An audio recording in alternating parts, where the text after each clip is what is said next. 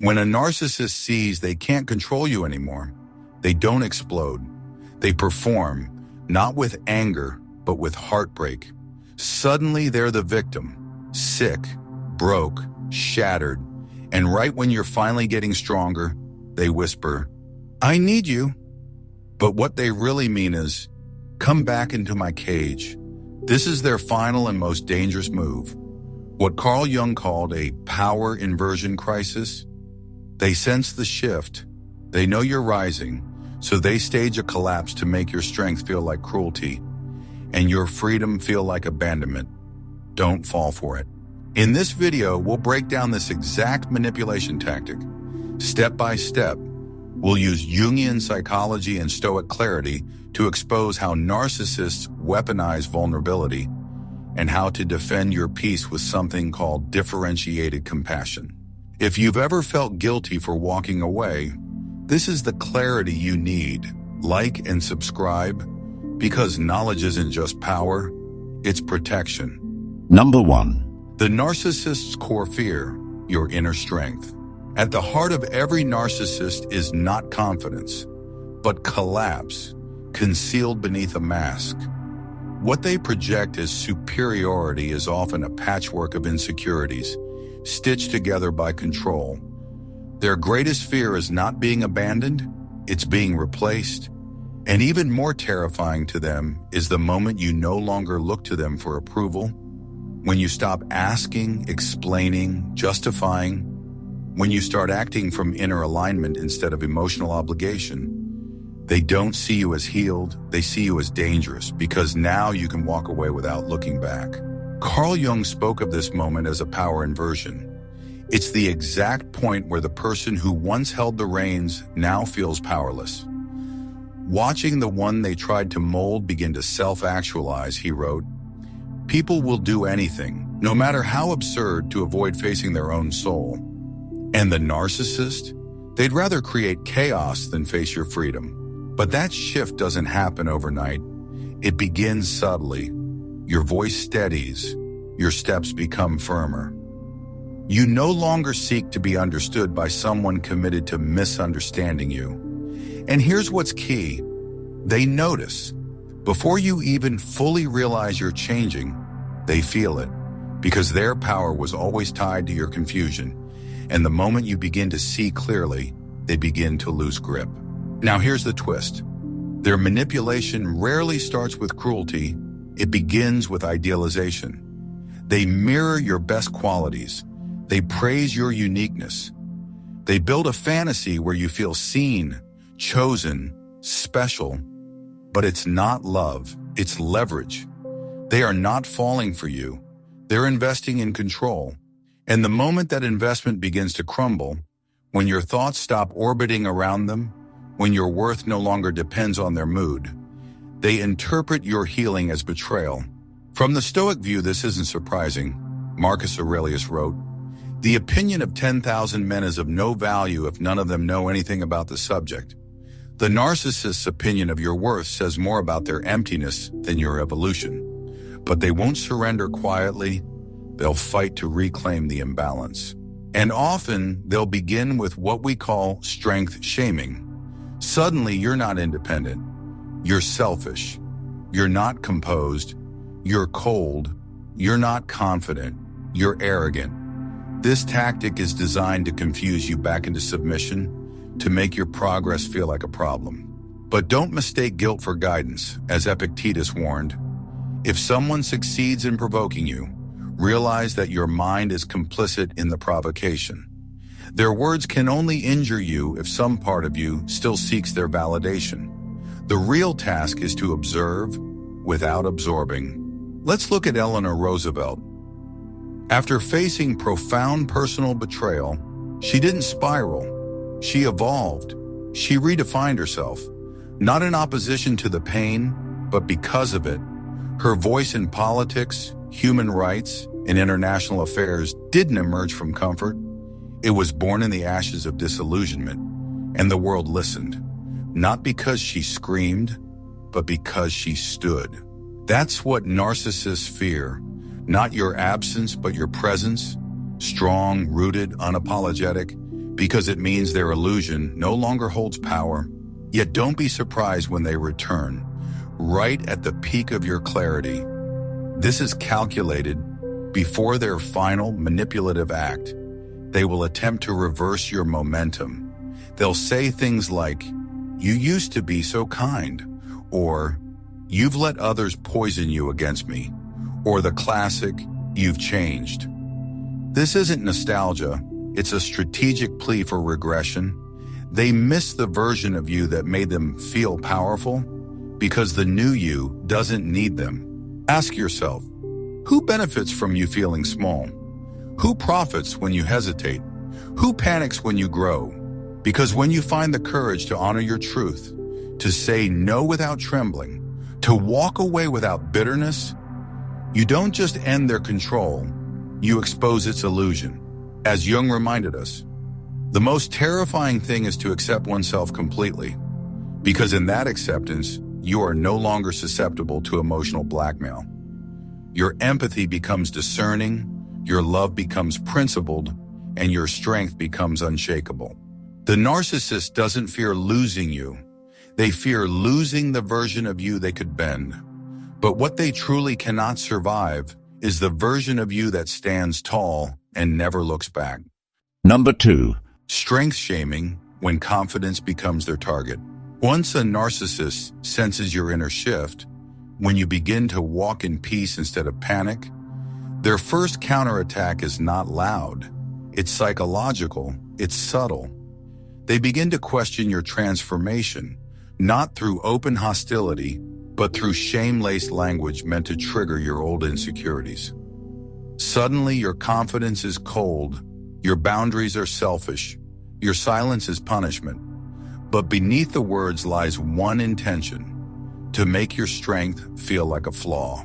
Carl Jung warned that shame is a soul-devouring emotion, and narcissists weaponize it with precision. They know that if they can't break your logic, they can still tangle your emotions. So instead of arguing with your boundaries directly, they make you question whether having them makes you a bad person. It's not the strength they fear, it's the guilt they can make you associate with it. According to Stoic thought, especially from Epictetus, the key to resilience lies in knowing what belongs to you and what does not. He taught, it is not things themselves that disturb us, but our opinions about them. Narcissists exploit your opinions about kindness, compassion, duty, to convince you that being available to them is a virtue and that stepping back is cruelty. This is how strength shaming works. It rewrites the moral story in your mind. You start to feel like the villain simply for choosing yourself. Consider the life of Oprah Winfrey. She rose from immense trauma and systemic rejection to become a global icon of power and presence. But that transformation wasn't met with applause at every stage. As she grew, many accused her of being too ambitious, too distant, or too self-focused. Even close figures in her life challenged her boundaries. But she didn't shrink to fit the mold they missed. She expanded into the woman she was meant to be. Narcissists hate that arc because they thrive in the old version of you. The one who explained, who doubted, who stayed small. The tactic of strength shaming thrives on your empathy. That's why it hurts more when it comes from someone you once loved or trusted. They say it in a tone that sounds concerned. They say, "You're not like you used to be," or "I miss the old you." What they truly mean is, "I miss the version of you that didn't challenge me." If you're not careful, their sadness becomes your guilt, and guilt is the leash they use to pull you back. The Stoics trained for this, Seneca once wrote, "No man is more unhappy than he who never faces adversity, for he is not permitted to prove himself." The challenge, then, is to not merely set boundaries, but to hold them without apology, not from arrogance, from alignment, from knowing that your growth is not a threat to others. It only threatens those who needed you to remain small. This is where differentiated compassion comes in. It means you can recognize their disappointment without absorbing their judgment. You can feel their sadness without making it your responsibility to fix. And most importantly, you can stay rooted in your values, even when someone calls those values selfish. So when you're told you've changed, pause and ask yourself, have I changed? Or have I simply stopped abandoning myself to please others?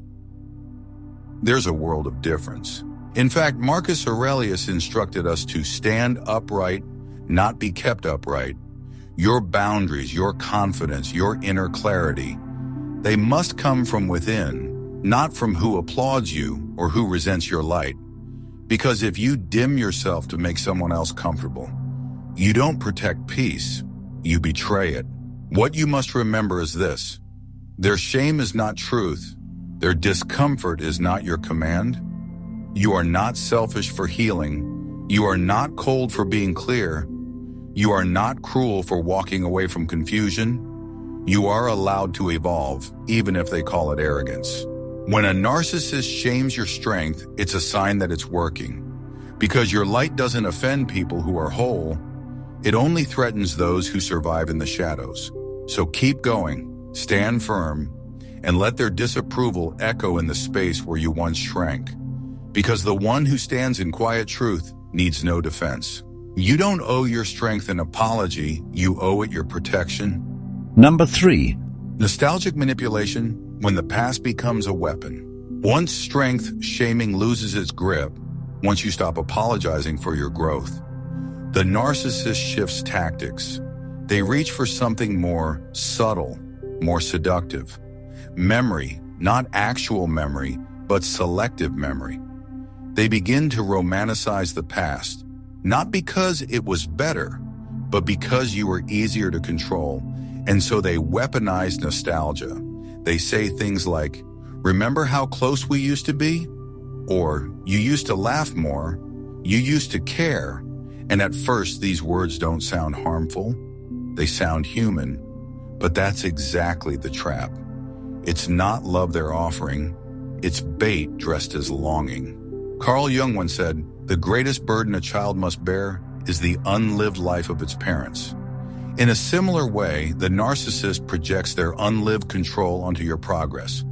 What they miss is not your presence, it's your obedience. They grieve not the bond, but the leverage. And so they reconstruct the past, curating a version of it that feels sacred and safe, even though it was built on your silence and sacrifice. They hope that in missing that imagined safety, you'll return to the real cage. But nostalgia, when distorted, becomes poison. It hijacks your emotional clarity. It makes you long for peace in a place that never truly gave you any. And this is the trap. You begin to wonder, was I happier then? Not because you were, but because you were more pleasing to them. The Stoics had no illusions about memory, Marcus Aurelius reminded himself. Do not waste time on what you cannot control. The past is smoke.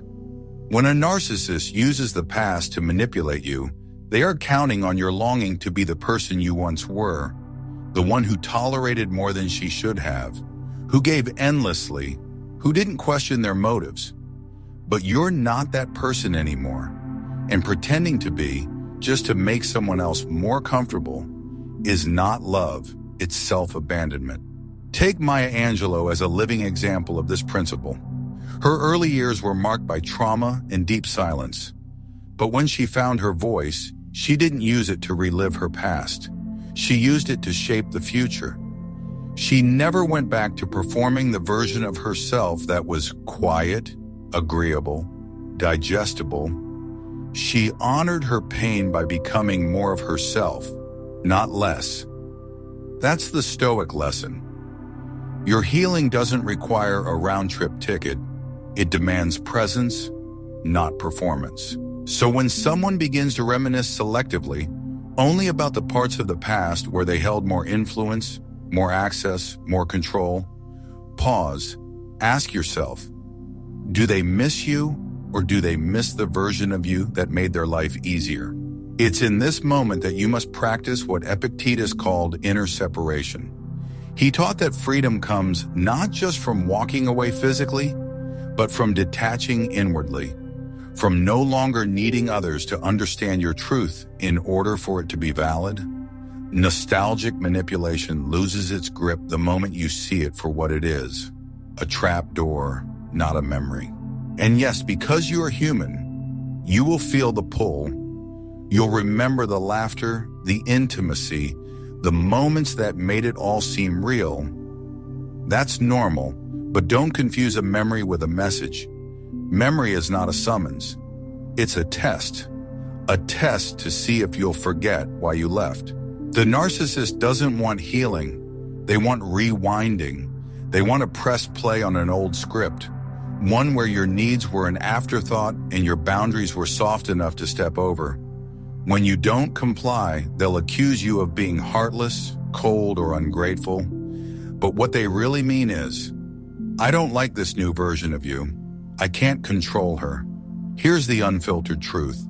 They don't miss you. They miss access to your time, to your energy, to your willingness to forgive what should never have needed forgiving, and your clarity threatens that access. So they use nostalgia not as a bridge, but as a bait. Don't take it. You are not required to re-enter a version of your life that cost you your soul. You don't have to shrink your truth to fit someone else's fantasy of the past. The person you've become deserves your full presence. And anyone who asks you to forget your pain in order to feel loved does not love you. They remember only what served them. You remember everything. And that remembrance is not bitterness, it's wisdom. So when nostalgia knocks, ask, is this a memory or is it a manipulation? The difference could save your freedom. Number 4. Manufactured vulnerability, the ultimate emotional trap. When strength shaming fails and nostalgia doesn't pull you back in, the narcissist plays their final card. And it's the most dangerous of all. They collapse, or at least they appear to. Suddenly, they're sick, or broke, or devastated. They send a message at 2 a.m. that says, I don't know if I can do this anymore. They show up crying, desperate, trembling with regret. But something in you hesitates, not because you don't care, but because it feels timed, calculated, performed. And you're not wrong to question it. Carl Jung warned us of this exact tactic when he described the unconscious as the actor behind the mask. When a narcissist senses their power slipping, they don't always get louder. They get softer. They wear a new face, not of control, but of collapse. Because if they can't dominate you through strength, they'll try to bind you through sympathy. And when done strategically, their vulnerability becomes their sharpest weapon. This is the moment they no longer criticize your boundaries. They appeal to your compassion. They know your instincts. They know your guilt reflex. They know the part of you that wants to be kind even when it's inconvenient, and they exploit it.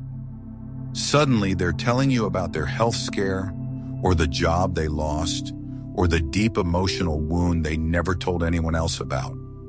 Until now, but not because they want to heal, because they want you back inside the cage, willingly. This tactic isn't random, it's surgical. It appears when you're finally detaching, when your voice has steadied, when your peace has returned. And so they attempt to hijack your empathy, not to reconnect, but to re-anchor their control. According to Stoic philosophy, this is where you must practice what Marcus Aurelius called sympathia, the understanding that all humans suffer, but that suffering is not always a summons. He wrote, choose not to be harmed, and you won't feel harmed. Don't feel harmed, and you haven't been. You do not become heartless, you become anchored. You don't abandon empathy, you remove the hook from it, because if their pain demands your self-betrayal, it is not a request, it is coercion. Let's look at the example of Robin Williams, a man who brought light to millions while carrying immense darkness inside. His struggle was profound, but never once did he weaponize it. He didn't turn his pain into a trap for others. He used it as fuel for connection. The narcissist, however, uses suffering not as a bridge, but as a leash. Their goal isn't to be seen, it's to be served. They want your presence, but only if it comes at the cost of your peace. That's why many people relapse into toxic dynamics right as they were finding freedom. Not because they're weak, but because they mistake crisis for character. They think, maybe this is real this time. Maybe the narcissist has finally dropped the act.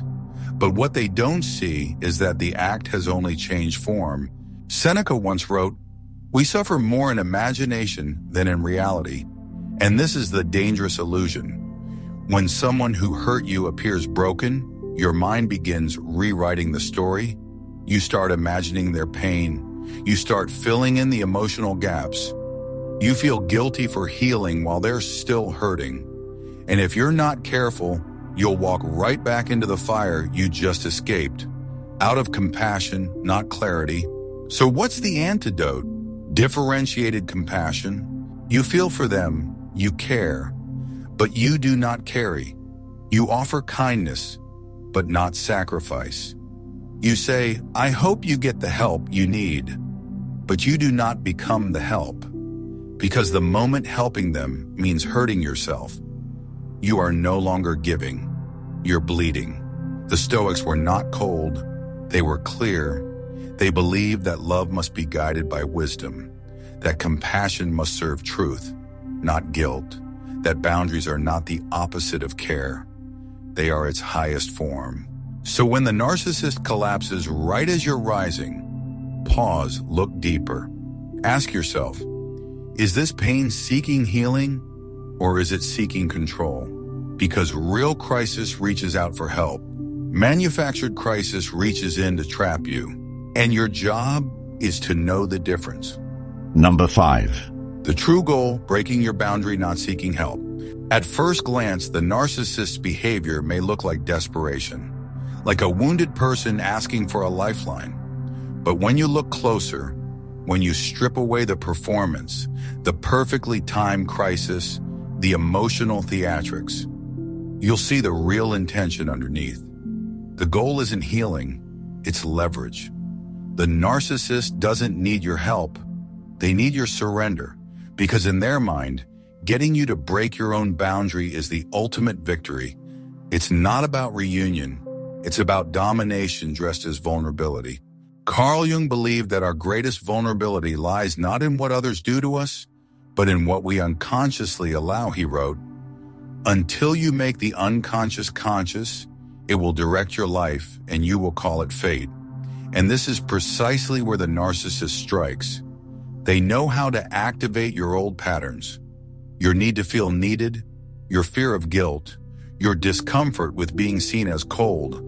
And so they orchestrate a scenario where the most compassionate thing you could do is to step backward. But that step backward is the trap.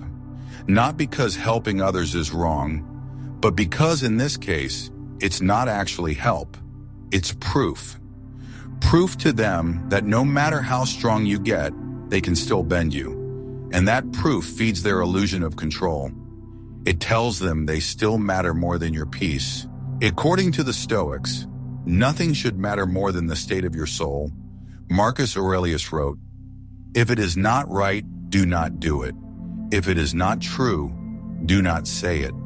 Even if it feels kind, even if it looks generous, even if everyone else would say, you're such a good person for going back. If the action violates your clarity, it is not virtuous. It is vanity disguised as virtue." And this is what makes the narcissist's goal so hard to detect, because they don't shout, they whisper, they don't demand, they suggest, they don't force, they invite, and they know your empathy makes you vulnerable to subtle influence. That's why the real manipulation isn't loud. It's quiet. It sounds like care. It feels like love, but it's dependency, draped in softness. Take the example of Anthony Bourdain, a man who struggled deeply, yet never used that pain to extract emotional compliance from others. He sought truth, even when it hurt. He walked away from situations that blurred his values. His vulnerability was raw, but never manipulative. He owned his darkness. He didn't outsource it. Narcissists do the opposite. They outsource their emotional regulation, and they make your kindness the delivery system. That's why this tactic is so dangerous. Because when someone appears broken, your instincts rise. You want to help, you want to comfort, you want to be the person who stays when others walk away. And the narcissist knows this. They're not testing your love, they're testing your boundary. And if they can break that line once, they'll do it again. Not because they're in need, but because your boundary was the one thing they couldn't fake. The Stoics teach that real virtue is internal. It's not what others see. It's what you maintain when no one's watching. Epictetus said, "Know what you can control and detach from what you cannot." The narcissist wants you to believe that their healing depends on your presence. But their healing is their responsibility. Your presence, your attention, your energy. It's not medicine, it's currency. And the moment you give it freely, without discernment, you become a source again. A supply, a utility, not a person. So what do you do when this happens? You remember that love without boundaries is not love. It's abandonment of the self. You remember that your clarity is not cruelty. It's evidence that you've grown. You remind yourself that being kind does not require being available, and that sometimes the most powerful thing you can do is not answer the knock. Because if their goal was healing, they'd seek a therapist. If their goal was accountability, they'd make amends. But if their goal is to see whether they still have the power to move you, emotionally, spiritually, energetically, then your silence speaks louder than your kindness ever could. The narcissist's endgame was never love. It was always control. And your final test is to not mistake their crisis for a call to return. It's not. It's a call to stand. Number 6, the defense differentiated compassion. When a narcissist deploys strength-shaming, guilt-laced nostalgia, and manufactured crisis in rapid succession, they're not just pulling emotional strings. They're testing the foundation of your identity. And if you're not anchored in something deeper than emotion, they'll find the cracks.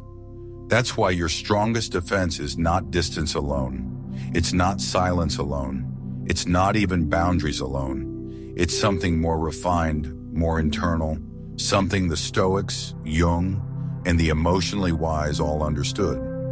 Differentiated compassion. You see, most people believe compassion means giving, helping, sacrificing.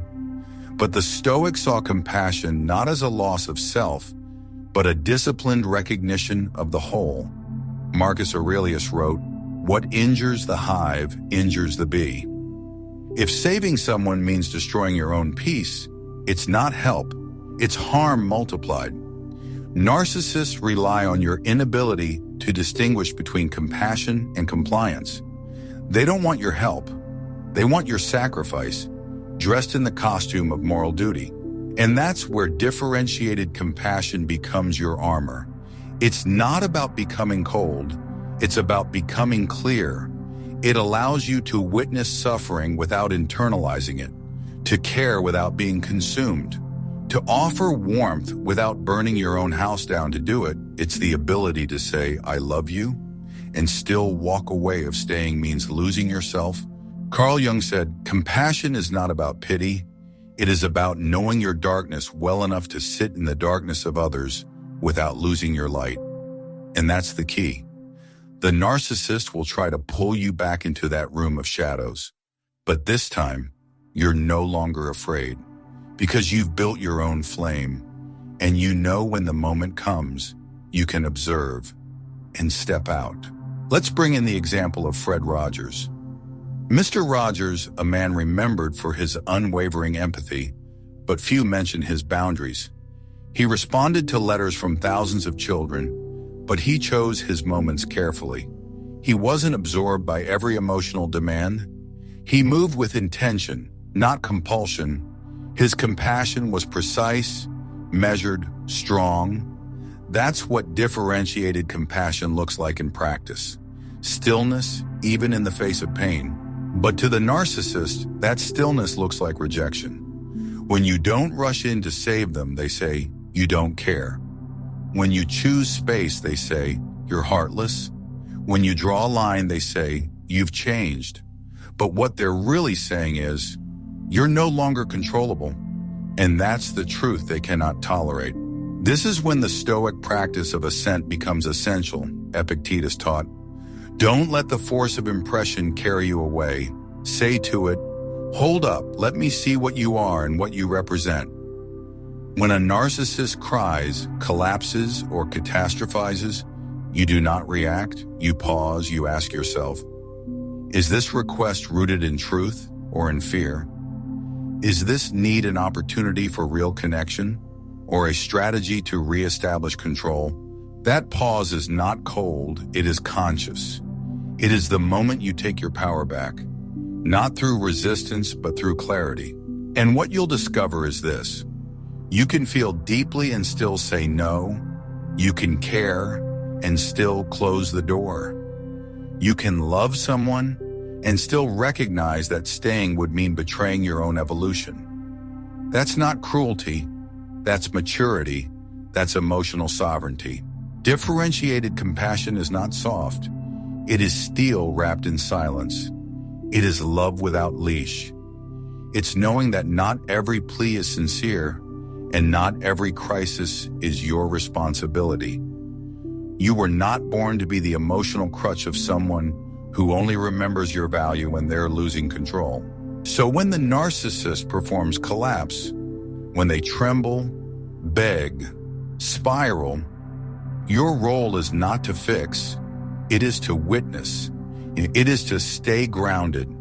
It is to remember the peace you fought for, cried for, broke cycles for, and refused to trade it away for temporary approval.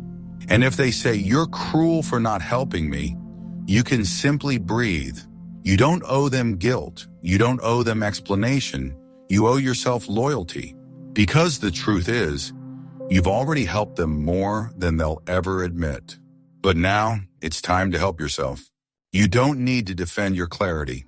You just need to live it. If you've made it this far, understand this. The fact that they had to fake weakness to reach you means your strength is real. They couldn't beat you with anger. They couldn't chain you with guilt. So they tried to seduce you with sympathy. But now you see it, and once you see the trick, it never works the same way again. The Stoics didn't teach us to harden. We were taught to clarify, to love with presence, not with blindness, to give with intention, not with guilt, and most of all, to protect the peace that cost us everything to build. So if you're walking away from someone who only loved your weakness, keep walking. Your clarity isn't cruel. It's sacred. If this resonated with you, like the video, subscribe, and share it with someone who needs to be reminded. Peace is not given, it is protected. One clear boundary at a time.